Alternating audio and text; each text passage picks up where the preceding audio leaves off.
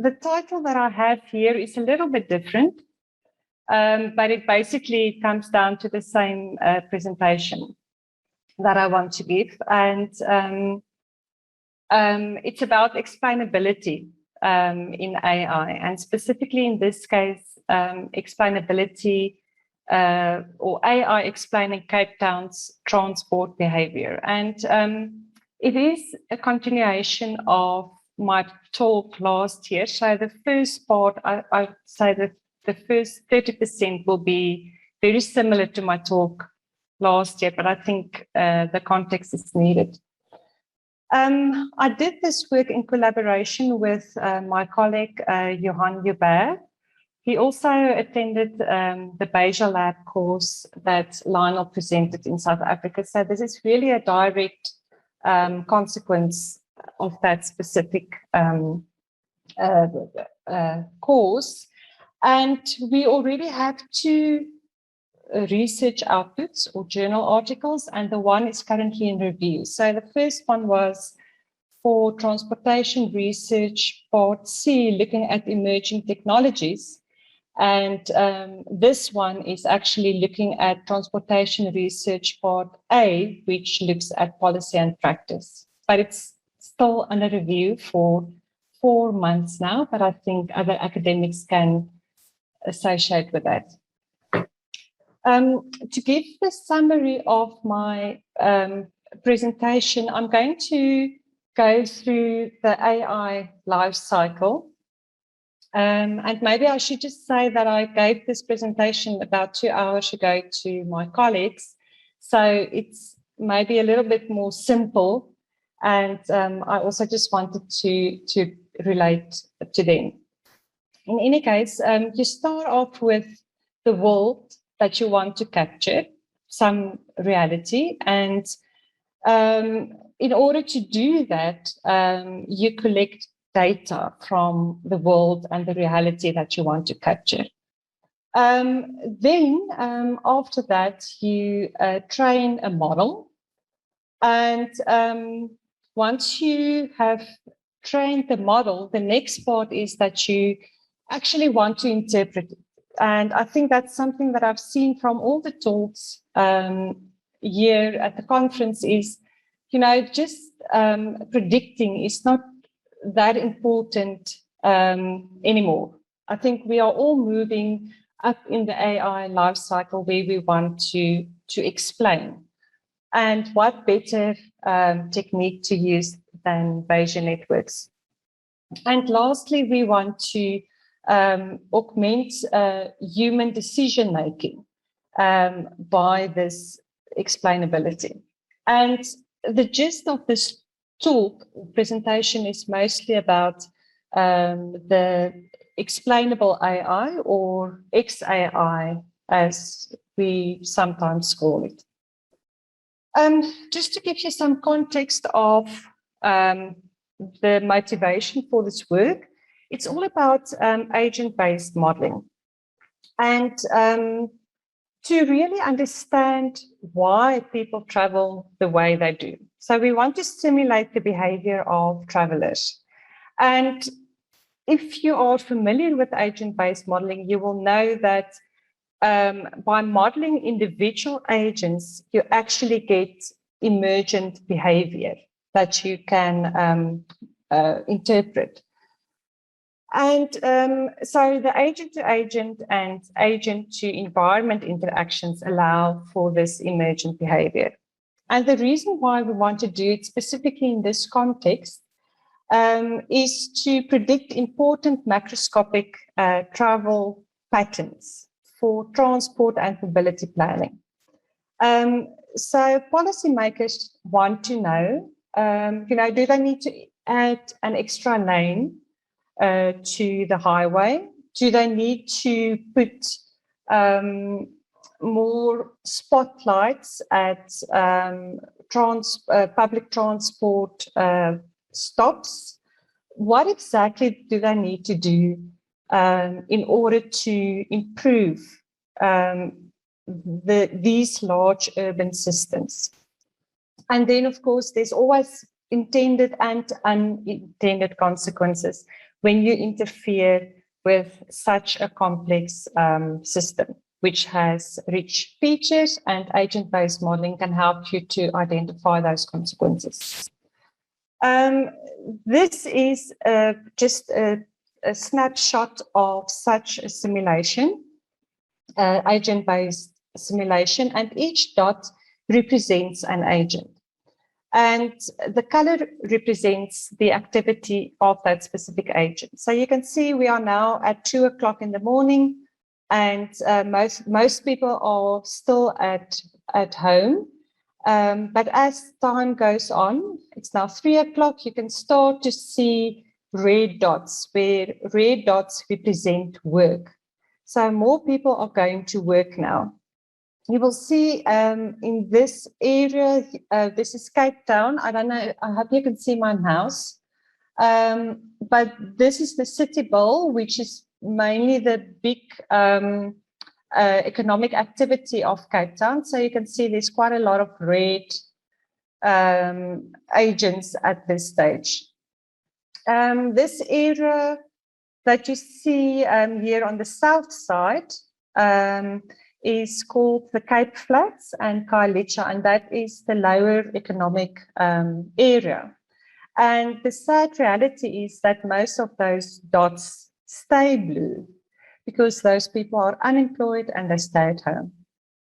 The green dots are education, so you can see a lot of kids at school. And on this side of Table Mountain, we have the University of Cape Town, so there's also a lot of green dots there. If we move later in the day, you will start to see pink dots, which represents leisure. So this is basically the output of the agent-based modeling. This photo represents the type of data that we need to use for agent-based model. You can see in this picture, this is also Cape Town. You can see a taxi, you can see a bus, and you can see people walking. And those people are all on their way to some kind of activity. And in this photo also shows the diversity of the demographics and the multiple transport models and activity diary that we need. The objective of agent-based modeling is to generate daily activity patterns of all travelers in a city or region, and not only the majority or those ones for which we have data available. We have, I have an illustration here of one such a traveler, which is Lily. And Lily is an early career female, and she is employed, but she does not have a license nor access to a private car.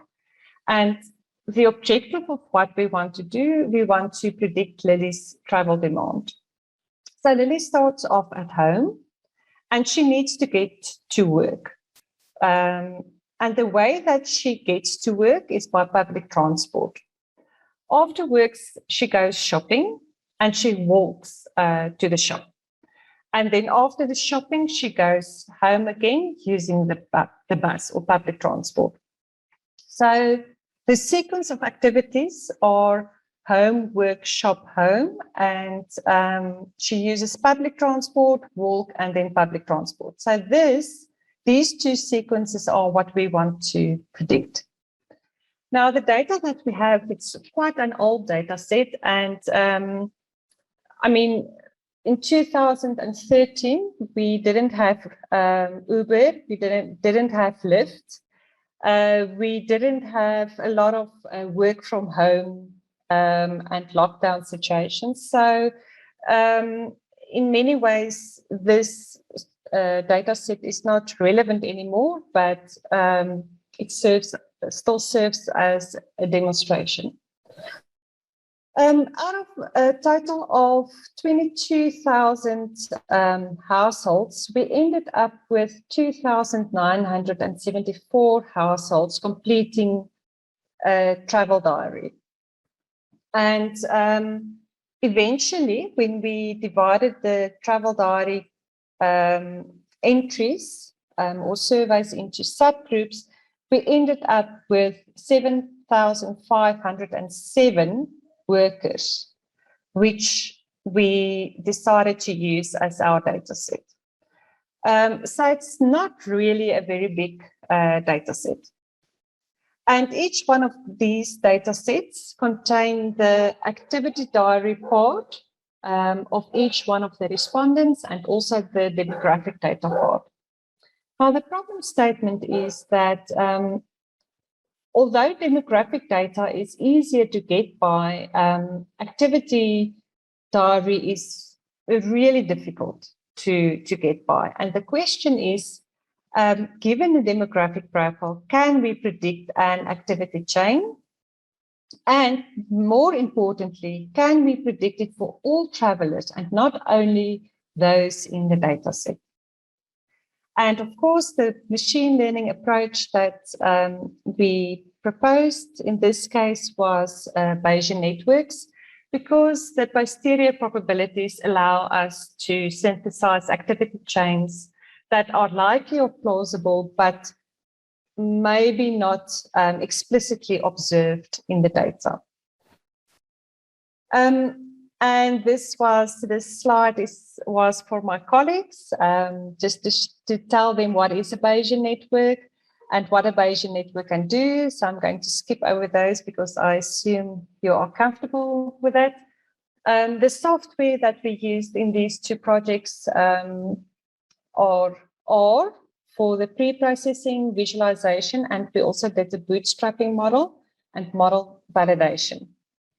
And then, of course, Bayesian Lab for the structural learning, data synthesis, and most relevant explanation. This is what the trained model looked like.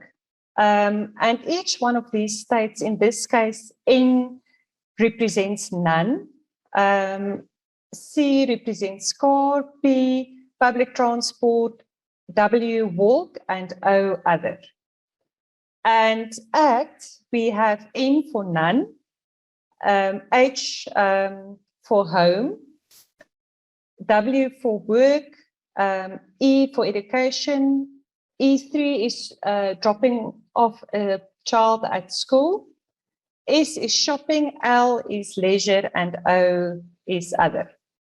So O in this case with trip could be when you get a lift from a friend, for example, or you ride a bicycle, maybe something like that, skateboard, as your travel means.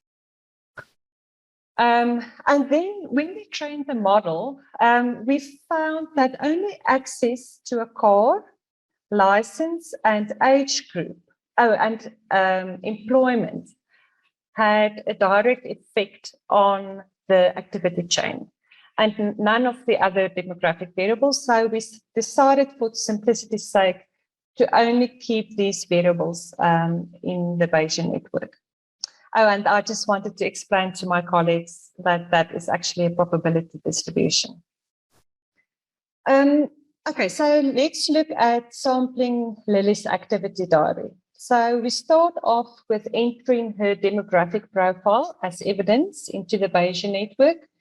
And then the posterior probability distribution for trip 1 is updated accordingly. So there's quite a high chance for public transport, which is P, or none.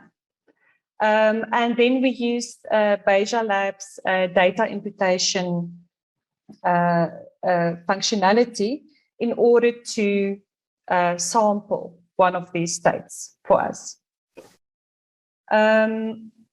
So if we decide on public transport as evidence for the first trip, then the Act 2 gets updated to be most likely that Lilly travels for work, because in this case, W represents work. But there is a small chance that she will do some other kind of activity. And there's a very high chance that the second trip will also be public transport, which makes sense. I mean, if you start off with one transport mode, you will probably continue with that transport mode. It's even more true for a car, because if you travel with your car, then you need to come back with your car. And then if we know that the second trip is public transport, then it means that Act 3 has got a 90% chance to be home. So she's probably on her way home. And there's a 17% chance that the third activity might be a second job. So instead of going home, she's going to a second job, which is the reality for many people. I'm not going to elaborate on the results because that's not really the purpose of this tool, but what we did was to compare the Bayesian network with bootstrapping, and the Bayesian network consistently outperformed the bootstrapping. And on top of the better, the outperformance of the Bayesian network, what was even more important was the fact that we could synthesize test data or test cases which were not in the training set. And that is not possible when you follow a frequentist approach, because with bootstrapping, you can only sample from data that you have. So there were many reasons why, not only the better performance, but also other reasons why we decided on the Bayesian or on Bayesian networks. Now, just to step back a bit and let's talk about explainability in AI and why we want that.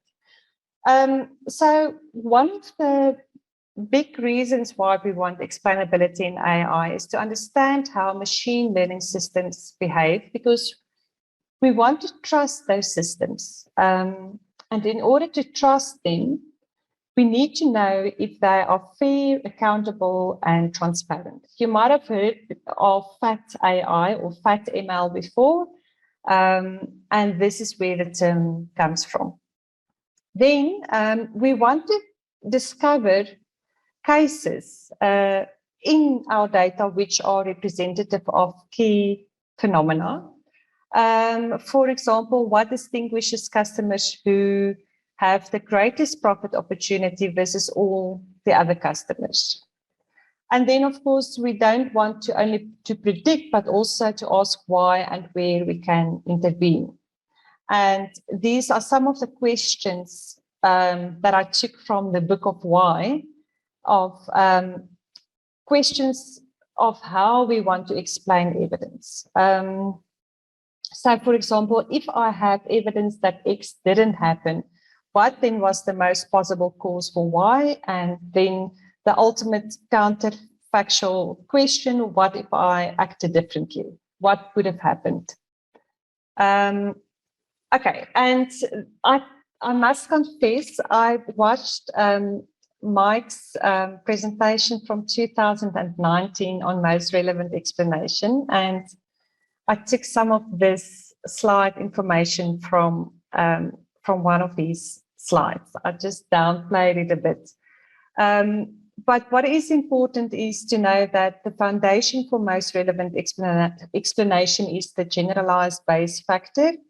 And more specifically, or another way to frame it is as an odds ratio. So in this case, and this is Mike's example, if we have a product recommended and we have evidence that our customer is a high-income shopper, we want to know, must we recommend an artisan cheese or must we recommend a bread?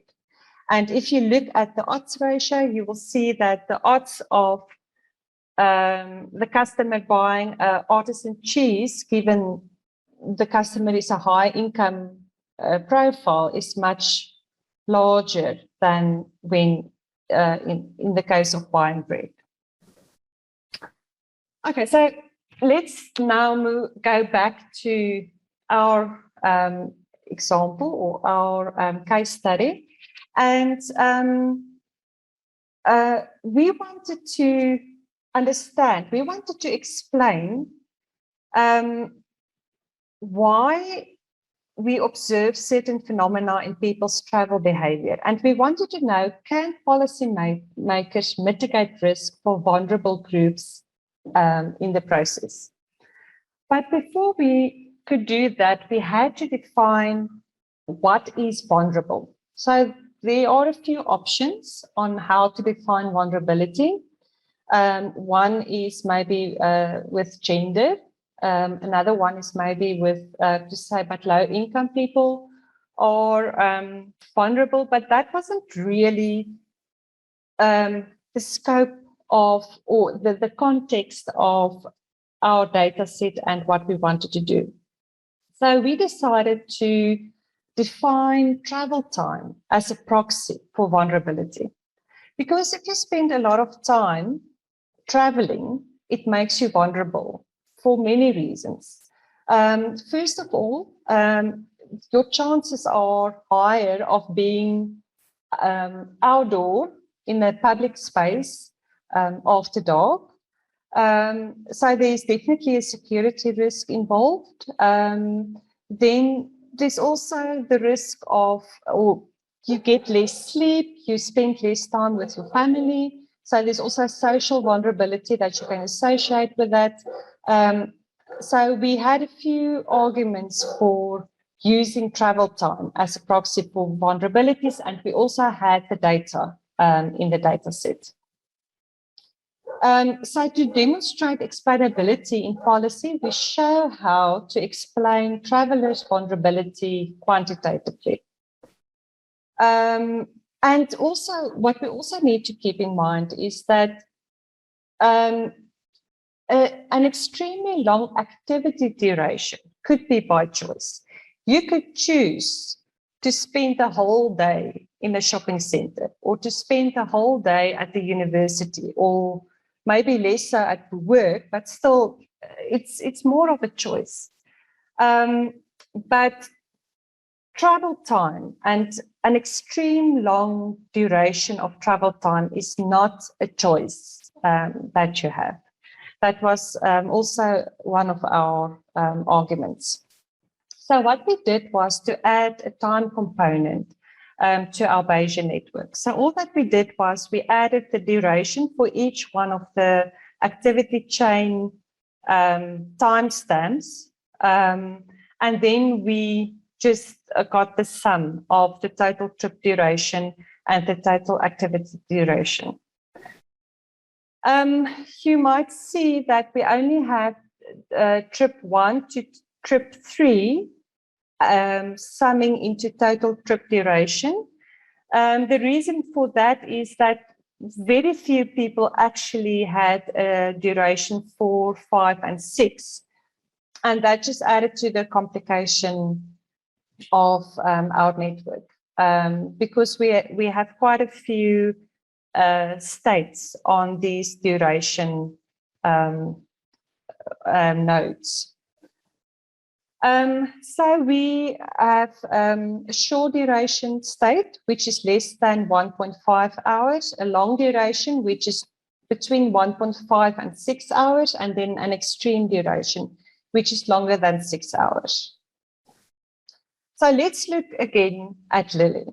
So we want to know what is the most relevant explanation for the trip durations.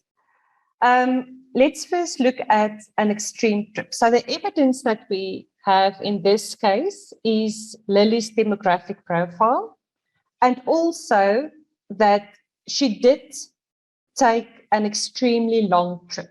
So she spent more than 6 hours traveling. And what we see is, so we just split it up, the explanations into the demographic variables and travel variables. And it makes sense that trip 3 forms part of the explanation, because it means that she actually had to take 3 trips. And in the first solution, so we just generated 3 solutions for each one of these cases. So for trip 3, she either took public transport or other, which could be to get a lift from someone. And we got some validation because Act 2 is work, but we did say that she's employed. So at least that is a good validation of that specific explanation. We see the same trend with long, but now you can see that some demographic variables gets added to the explanation. But still, she most likely take 3 trips. And then the last one was quite a surprise for us, because and notable that with a short trip, she was able to walk. And that was quite surprising. We didn't think that we would get walk on a short trip. And the other thing that was also interesting was that she's more likely to be well educated and be exposed to a higher household income as part of the explanation. So the trend over the 3 scenarios that we see here suggests that the privilege of a good education and access to income allows us or one the choice to live closer to one's activity, so that you are able to walk. And this is quite insightful, specifically for a country like South Africa, where we have an apartheid history where low-income earners reside on the periphery of the cities and townships. So a few people actually have the privilege to walk to their economic activity. So we also looked, we had a second case study, and in this case it's John, and John is, all that we know about him or her is that it's a young individual who is unemployed. And we specifically did not choose gender as evidence because we wanted to see if it comes out as one of the explanations in the most relevant explanation set. John has got a similar trend to Lily. So you can see he also takes 3 trips and all 3 of them are public transport. And Act 2, in most cases, is education. So it suggests that John is maybe a university student. So his act is to go to university. And again, the explanation for the short trip is that he walked. So he was actually able to walk, at least for trip 1 and also for trip 2.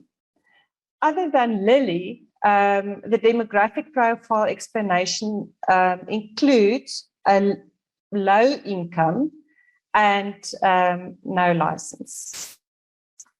So what are the policy implications of this? So both studies suggest that lower vulnerability can be explained by walking as opposed to public transport. And it is important in South Africa because our lower income population who are dependent on public transport reside further away from the economic centers. So it's kind of like a perpetual situation. The conventional ideas that policymakers might have in a brainstorming session, for example, is to improve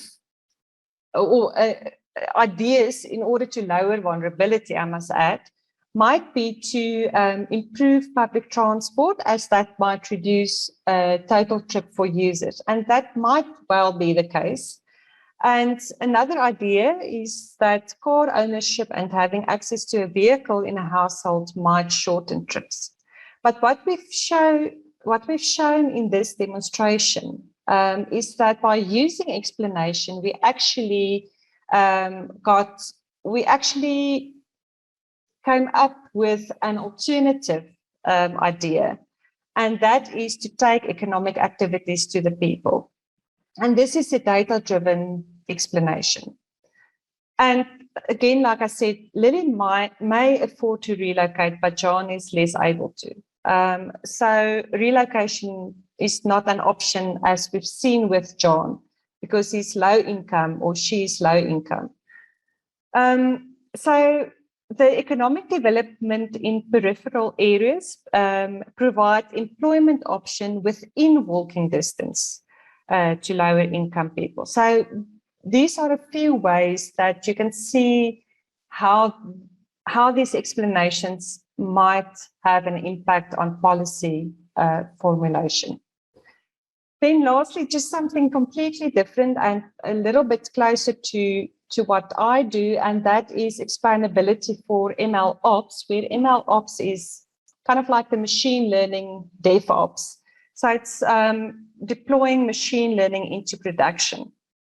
And some reports, or one report, have shown that only 22% of companies using machine learning have successfully deployed a model. And again, this blog that I found came up with the roles that humans play in ML ops. And those are being a trainer, an explainer, or a sustainer. And that's similar to DevOps. With DevOps, you've got development and you've got the operational side. But what this guy suggests is that being able to explain your model is really crucial in order to make ML ops a success. And I really like this inclusion of explainability in the whole ML ops system. And that is basically it from my side.